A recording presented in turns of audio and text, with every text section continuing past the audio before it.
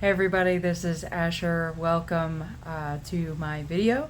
I'm officially week 3 on testosterone, so figured I'd make an update. Not a whole lot of changes, but doesn't matter. We're just here to talk about anything and all things that are going on in my life right now while I go through this journey. So I hope that things that I go through might help somebody else, and so I'd love to be able to help where I can. There's a huge reflection when I wear my glasses because it is a nasty day out. We have like thunderstorm warnings, and it's been raining for several days, and the lighting is just crap. So if it's dark, I'm sorry. And yeah, I can't wear my glasses, so this should be interesting. Anyways, so changes. Let's just get right to it because we don't want a 20-minute video. So voice changes. You probably can't tell any differences. I know I can't. I have a separate video that eventually I will put up, maybe at like 1 month. I'll probably do those videos, like 1 month videos, of voice changes and facial changes. So right now I watch it and I'm like, week 2 to week 3, not that many changes. I haven't had a lot of voice cracking or breaking or anything like that yet. So I suspect that my voice is not going to change again until I start having those experiences. Singing though, it changes. Singing, I am able to hit some lower notes right now, that I've not hit before, so that's a plus. I'm really happy about that, and so far I have kept my upper register.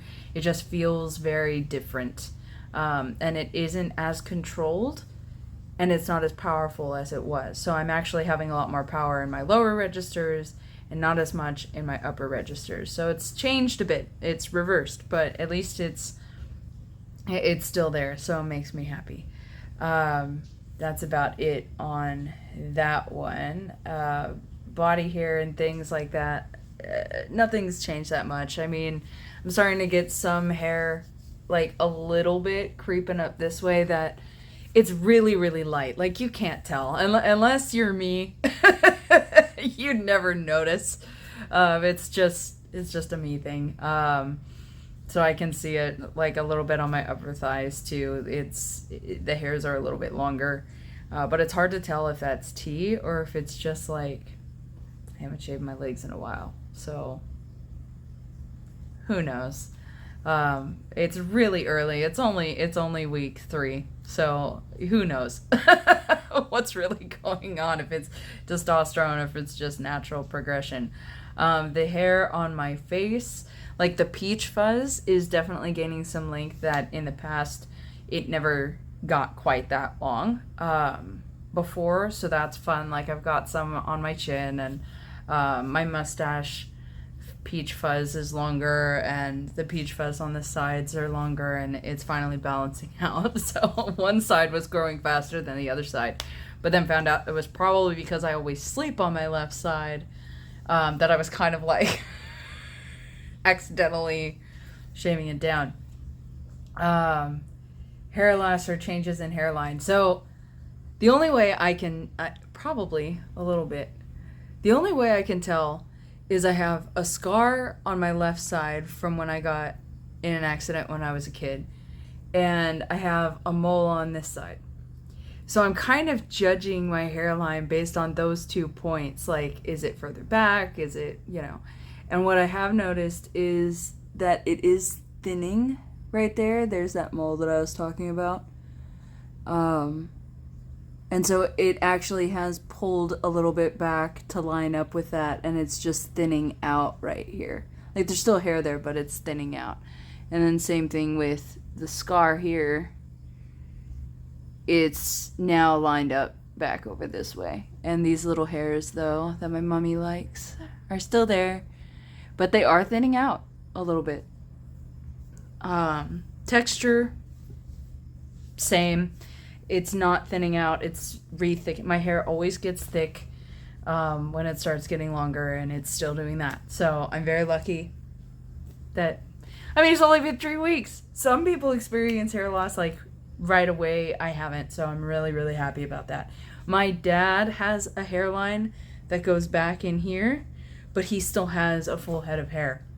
All of my other changes are looking like him. Like, so I think I actually got a lot of my masculinizing traits from him, which is really nice. So I'm good with that. I'm happy with that. No issues. Adam's apple. This thing. So you can't see it, but last week it was all still solid. It was hardening, but it was solid. This week, when I go down and I feel it, boom. So there's an indentation here that wasn't there before that moves around.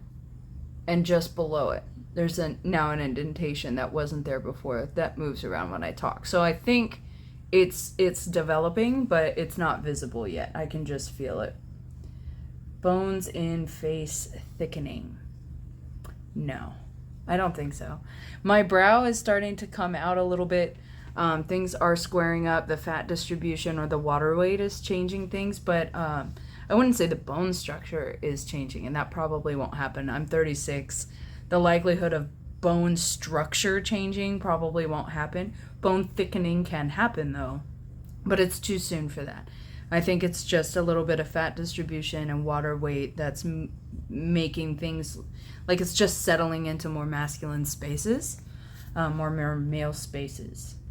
Other growths that, again, because family and friends are probably watching, and now also some of my church members I'm not going to talk about, but things are changing. Coarser skin, no, I think it's actually smoother because of the regimen that I have that I talked about in the last video. Sometimes I feel like there might be some bumps that want to come in, but because of what I'm doing, they don't actually fully develop, and I get rid of them pretty quick. So that's really cool. Muscle mass. So just as like a brief summary, the things that have changed, like the weight gain that I have, is actually from muscle and from water weight, which is expected at this stage. And yeah, my fat mass has actually dropped. So I'm losing fat and I'm gaining muscle, and I'm really, really happy about that. So you can't always listen to the number that's on the scale, because that's not always accurate. It's more about, your strength score and your skeletal muscle mass over and the water weight, and then how that compares to the number that's on the scale. So there's a lot more to it. BMI is just BS science. You just ignore it. As far as I'm concerned, everything else is a lot more important. BMI is nothing but your height and your weight equates to some fat number that isn't actually true. So anyway, fat redistribution, it might be actually just due to exercising that things are changing. A lot of times for FtM people, you're not going to see fat redistribution very quickly at all. It's not going to, you might see some stuff as soon as 6 months, but most of the time, like all of the charts I've seen are like a year, 2 years, 5 years even, until you have like your full redistribution results will be about 5 years on average. But what we can do is create an illusion of that like triangular upper body shape and the thinning of the hips. Unless you go have surgery, your skeletal structure in your hip line is going to stay the same. There's nothing you can do about that with exercise or diet or testosterone. What you can do is build up that upper half to create that illusion of the straight hip line that a lot of people with gender dysphoria have dysphoria about, and I'm one of them. So for me, I'm really building the lats, and the shoulders are broadening from muscle on their own, which is good. And then with the exercising on top of that, It's just adding to it. And so same thing with the lats. So my muscles are obviously, as you saw in the chart, my skeletal muscle is growing. There's more of it. And because of how I'm exercising, I'm kind of keeping those muscles in that upper section to create that triangular line. With the help of testosterone, it's actually making that easier to do. It doesn't do it for you. It just makes it easier if you put in the work. And I'm putting in the work, and I'm seeing those results. So it's not fat redistribution at this point. It's just tailored exercise. Trigger warning. I'll pause for a second. Trigger warning on female bodily functions. Okay, so if you're okay with that, go ahead and listen to this part or skip through to maybe 12 and a half minutes up there on the screen. It finally stopped. Finally, it is done. So far I have no issues, and hopefully it will stay that way. and it's not an issue. I have no discoloration, nothing. So I'm super, super happy about that. Super, super happy about that. Again, some other subjects that I kind of a little on the private side. I'm kind of shy about certain subjects, but things between my wife and I are very good. That's how I'll say that. Okay. My general mood.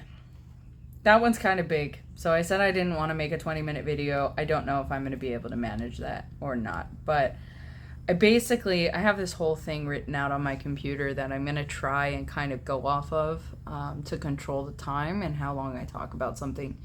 So, yeah, bear with me. I have actually been very mellow. I haven't had any major highs or any major lows. Like, I'm pretty darn steady at like a 6 and 7 mood, but I've noticed that people keep asking me like, are you okay? And I'm like, yeah, I'm good. So something on my face must be so neutralized instead of being like, I'm like, I think it's throwing people for a loop. So no, I am fine. I'm completely fine. I'm happy. I'm just really mellow. I'm just really super chill. I am a lot less likely to care about what other people think right now, which is nice. I've always cared a little too much about what people think and their opinions, and in the past, before I moved here and I started getting well, my self-worth was very much dictated by other people. And that isn't happening anymore, and it's happening less and less and less. And I think it's because my confidence has kind of skyrocketed. And it's not because of Team My Confidence is Up. I think it's because I am being more authentic and true to myself that the confidence is coming forward, and I'm caring a lot less about what people think. And I'm not letting people's opinions define me or make choices, or have any impact on the choices that I make. And I think that's why that is changing. I have faced a lot more opposition this week. I've had some people write me and confronting me and saying things like, don't listen to Satan's lies, or you've been on my heart because of the choices you're making, and so on. And so I don't want to go into it. Like, the person who's talked about the whole Satan's lies thing, a friend of mine kind of came to my defense and kind of dug into him a little bit about that. And although I appreciate that sentiment, I don't necessarily need people corrected in such a harsh manner on my behalf. Educating is fine, but kind of, you want to meet those situations with grace and with love and a sense of understanding that they don't understand. They just don't get it, and they need some education. Rather than being like, what you did was wrong. Like, we don't need to go there. As far as, that's how I handle it, I handle it with a sense of grace. And So getting confronted, that person wrote me back, and it, like, in essence, kind of apologized, but also finished it off with, "Oh, I'm not going to call you your new name." I can speak. Which, to a person who is transgender or has gender dysphoria, gender fluid, whatever, anybody who has a different pronoun than their assigned gender at birth, that's very, it's considered disrespectful. It really is, and it's harmful, and it is a blatant disregard for a person's journey, and for some, what they would call identity. And my identity is in Christ, and being transgender is just a part of who I am. So it's a little bit different for me, anyway. How I define myself is, being trans is a label that helps me to better understand myself and provides me the opportunity to take medical intervention to help me with my dysphoria.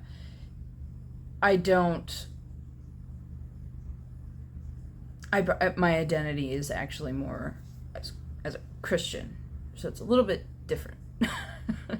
I don't know how to explain this properly, but hopefully some of you actually understand what I'm trying to say. One day I will have the words for this. Essentially, though, it has sucked. It has sucked to have that happen. I knew it would happen. I expected it to happen.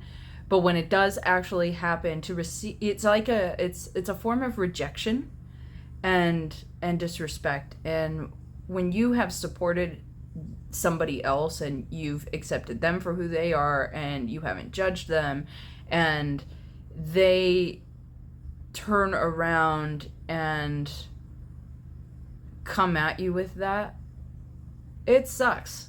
It definitely sucks. However,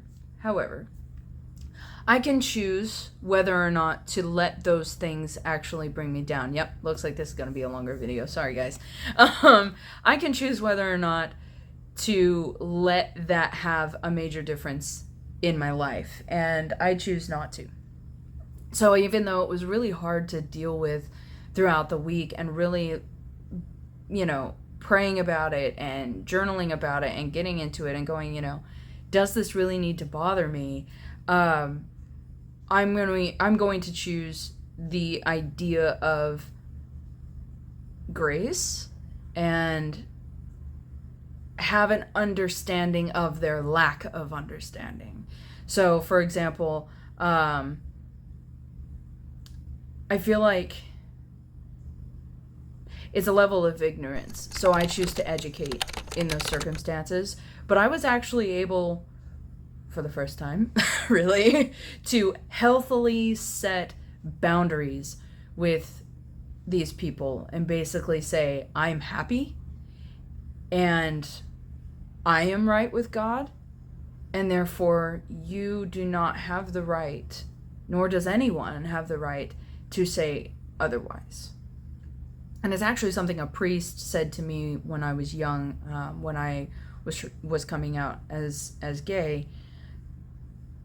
He said that to me. He said, well, if you're right with God, who am I to say otherwise? And so that's kind of the stance I'm taking, is if I'm right with God, if I did all the praying and I did all the rectifying and I've received all this peace and this joy and this confidence, and I'm actually able to love people better now that I'm loving myself, that I'm doing more for God's kingdom now than I've ever done before, I'd say I'm pretty good. And you don't get to say that I'm listening to Satan's lies, because that's a lie. I'm good. Thank you. And saying, oh, well, I'm praying for you. Okay. Thank you. At least you're thinking of me, So you just say thank you. Just whatever. Okay. Thanks. don't really feel it's necessary, but if you feel it is, that's cool, and God's will be done, you know? It's always God's will. And I feel like he's really strengthening me against some of that. A lot of that ignorance, actually. It's like I had to think about all of the support and all of the love that I'm receiving. You know, the people who are probably watching this video right now, you have had a massive impact on my life and how I've processed this and how I've been able to accept myself more and more is because of you guys. So thank you. And I feel like God has placed all of you in my life ahead of actually receiving this opposition, because I didn't receive any until now. And I think if I hadn't had such a beautiful support network and community, not only in church, but in my family and in other friendship groups and at Soul Hub, if I didn't have all of that, I think I probably would succumb a bit to the ignorance and bigotry that kind of has been thrown my way this week. But because I have that to fall back on and to realize and to think about, I'm like, yeah, it is what it is. People are allowed their opinions. They're allowed their thoughts. I don't have to like them, but I also don't have to disrespect them. If anything, I respect them. They show me respect, and we call it a day. And that's essentially what I said when I was setting my boundaries is, you know, I'll respect the fact that you have an opinion, and I need you to respect the fact that I'm transgender. And that's not going to change. And I think that surety comes from the support and definitely comes from God. The comfort I've received from God and from the people around me has been like a shield against the negative interactions that I've had this week. So I feel really good. I feel very stable. I feel mellow. I have been really tired this week, though. I've been very tired. And I think that's the testosterone. That's your body kind of changing and kind of needing some rest to adjust to new things and new experiences and new feelings and new hormones and muscle growth and everything else that you're kind of going through. And in a certain emotional state as well. You know, sometimes you get agitated and you have to have a lot of, what's the word I'm looking for? Mindfulness to walk yourself through that and to make sure that you aren't taking out your experience on people. And to keep asking other people, how are you? Tell me about your life. Because when you're transitioning, it becomes very much like what you're experiencing, because everything is brand new and everything is cool and this is just so amazing and euphoric and it's amazing. But other people are experiencing other things in their lives too. And so it's really important to ask them, what's going on with you? Tell me about what's happening in your life that's new and exciting. Or sometimes there's nothing new and exciting and it's all kind of crap.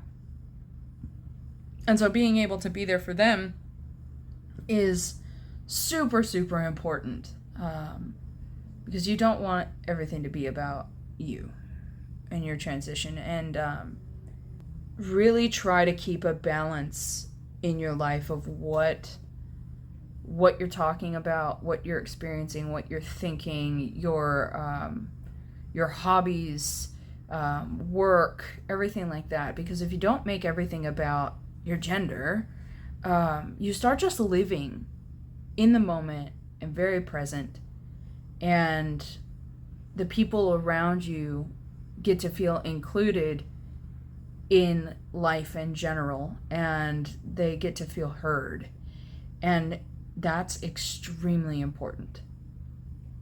So don't forget to reach out to them and talk about things they want to talk about. So yeah, that's about it. That's my spiel. And I really appreciate you watching. if you liked what you heard and what you saw, please, by all means, no obligation, but if you want to, click the link below to possibly subscribe, or just like the video, or sign up for notifications, you know, whatever you want to do. I love you guys. Thank you so much for watching. And yeah, I'll see you next time. Peace.